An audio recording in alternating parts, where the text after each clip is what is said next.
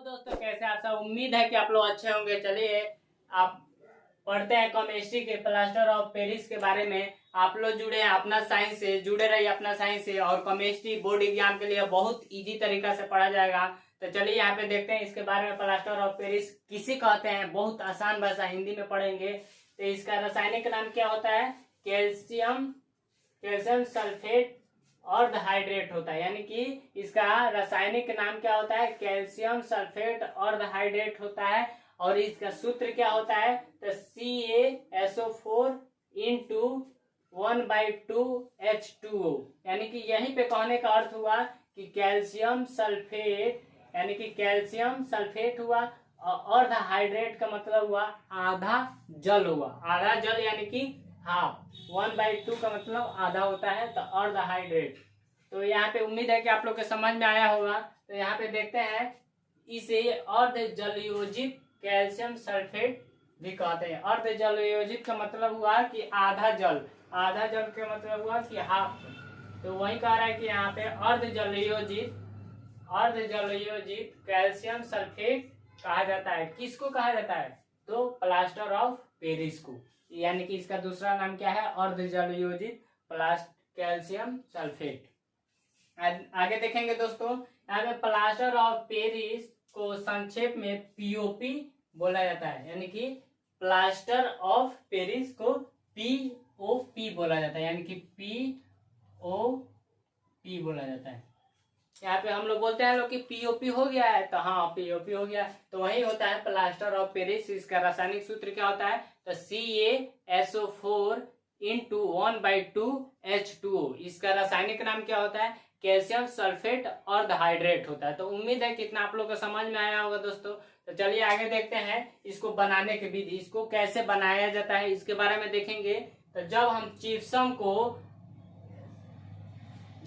चिप्सम ये क्या है? CaSO4 इंटू 2H2O ये क्या है? ये चिप्सम का ये क्या है? सूत्र है। जिप्सम जिसको बोला जाता है उसको चिप्सम भी बोला जाता है।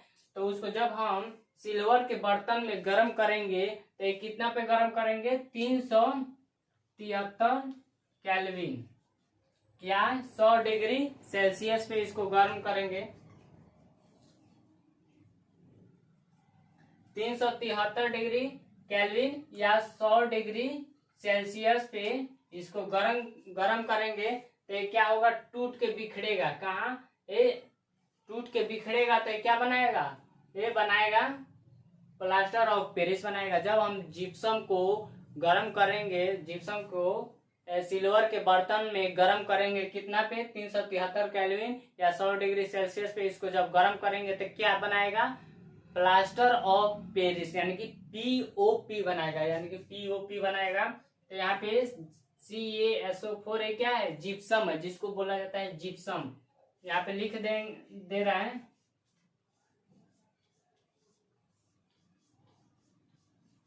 जिसको बोला जाता है जिप्सम। ये यही जिप्सम है। उसके बाद से ये जब गर्म हुआ 373 पे, तो ये क्या बना लिया? Plaster of Paris. CaSO4 into 1/2H2O ये हुआ। यही बनाया क्या? प्लास्टर ऑफ पेरिस का सूत्र यही है। तो इसको याद कर लीजिएगा। ये बिहार बोर्ड या यूपी बोर्ड में हमेशा बार बार पूछता है, इसीलिए भी आया है। तो यहाँ पे CaSO4 इंटू 1/2H2O हुआ। और उसके बाद से ये टूटा तो क्या हुआ? जल अलग हो गया, यानी कि हाफ हाफ हुआ। तो ये अलग हो गया 3/2H2O। अब इसको हल करेंगे तो देखेंगे कि इतना आ रहा है कि नहीं, इतना आ रहा है कि नहीं। तो यहाँ पे Ca ठीक है, SO4 भी ठीक है। यहाँ पे 1/2H2O कैसे हो गया इसको देखेंगे। तो 1/2 प्लस 3/2 इसको हल करेंगे मैथ के भाषा में। तो यहाँ पे लॉसम करेंगे 2 हो जाएगा। अब इसको डिवाइड करेंगे तो 1 आएगा, और गुणा करेंगे इसमें तो कितना होगा? 1 होगा। उसके बाद से प्लस यहाँ पे 3 हो जाएगा, यानी कि 4/2 हुआ, यानी कि 2 आ जाएगा। तो यहाँ पे जो 2 आया है, तो देखिए यहाँ पे भरे हैं, तो यहाँ पे 2 आया है। तो वही इसका ये हुआ। मैथ के भाषा में इसको ऐसे हल करेंगे। तो अब देखेंगे यहाँ पे CaSO4 into 1/2H2O plus 3/2H2O ये यही है क्या, प्लास्टर ऑफ पेरिस, POP। अब आगे देखेंगे, इसको ऐसे भी लिख सकते हैं, इसमें से 2 कॉमन लेंगे तो यहाँ पे 2 आ जाएगा, SO4 हुआ, उसके बाद से 2H2O हुआ। तो ये 2 जब यहाँ पे लिए हैं तो यहाँ पे जाएगा तो क्या होगा, इसमें गुणा होगा, तो 2CaSO4 हुआ इंटू H2O हुआ। इसको 2 को क्या कर दिए, बाहर कर दिए, बाहर कर देंगे तो यहाँ पे फिर 2 से गुणा करेंगे, वहीं आ जाएगा। अब प्लस 3H2O, यानी कि 3H2O अलग टूट के बन गया, यानी कि जल है, ये H2O क्या है, जल है, ये H2O यानी कि 3 गुणा जल है। तो ये हुआ 3 गुणा जल। तो ये इसको देखेंगे, हल करेंगे तो यहाँ पे CaSO4, यहाँ पे 2 है तो यहाँ पे 2 है H2O, उसके बाद से यहाँ पे 3 है तो यहाँ पे 3H2O 3 और 1 4 हुआ, यहाँ पे भी 2 दूना 4, यहाँ पे भी होगा। तो उम्मीद है कि इतना आप लोग के समझ में आया होगा। तो चलिए आगे देखते हैं, प्लास्टर ऑफ पेरिस के गुणधर्म क्या होता है। इसको आप लोग स्क्रीनशॉट ले लीजिए दोस्तों, और समझ में आ रहा है तो अपने दोस्तों के पास शेयर करिए और वीडियो को लाइक करिए। और जो भी समस्या आ रहा है तो आप लोग कमेंट बॉक्स में कमेंट करके वो क्वेश्चन भी का सोल्यूशन भी ले लीजिए। तो चलिए हम आगे बढ़ते हैं, तब तक आप लोग स्क्रीनशॉट ले लीजिए। हाँ दोस्तों, तो देखेंगे प्लास्टर ऑफ पेरिस के यानी कि POP के क्या गुणधर्म के बारे में देखेंगे। इसका गुणधर्म प्रॉपर्टीज क्या होता है इसके बारे में देखेंगे। तो कह रहा है कि यह सफेद चूर्ण होता है, यानी कि यह एक सफेद चूर्ण है। कौन, ये POP यानी कि प्लास्टर ऑफ पेरिस से क्या है, एक सफेद चूर्ण है।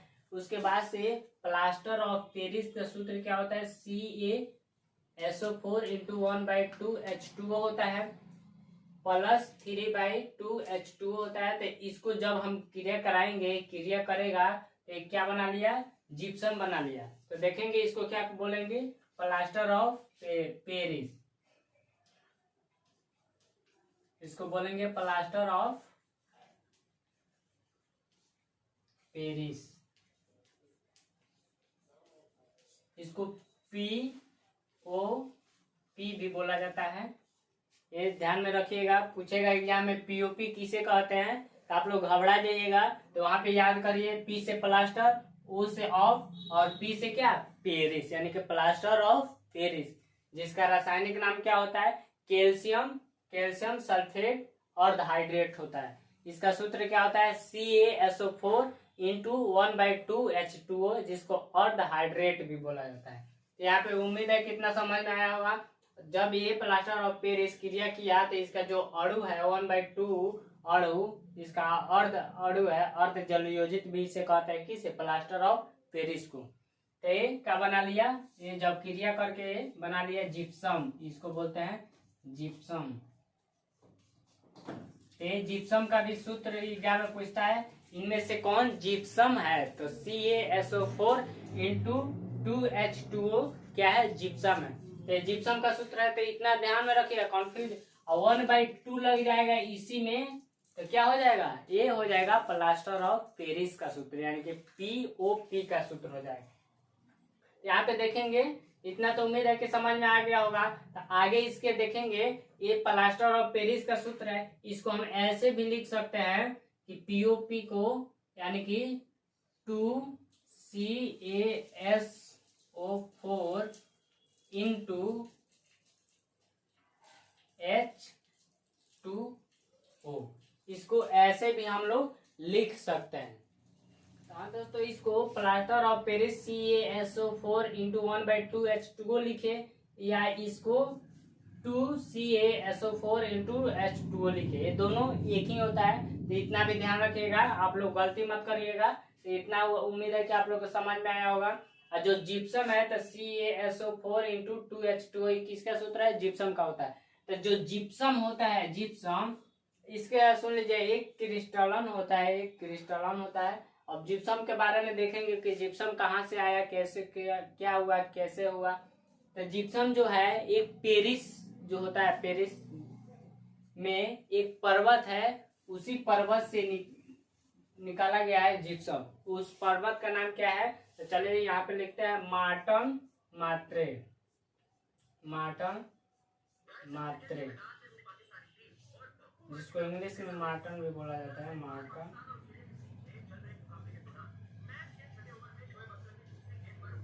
मार्टन मात्रे बोला जाता है। ये कहाँ है? तो ये पेरिस में है। ये पेरिस में है।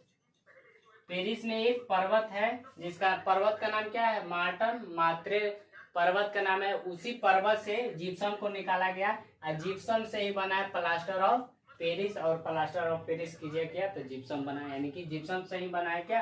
Plaster of Paris. तो उम्मीद है कि दोस्तों आप लोग को ये समझ में आया होगा, और समझ में आया तो लाइक करिए और अपने दोस्तों के पास शेयर करिए। और कोई भी समस्या है तो कमेंट बॉक्स है ना, उसमें कमेंट करिए और अपना जवाब लीजिए उसका।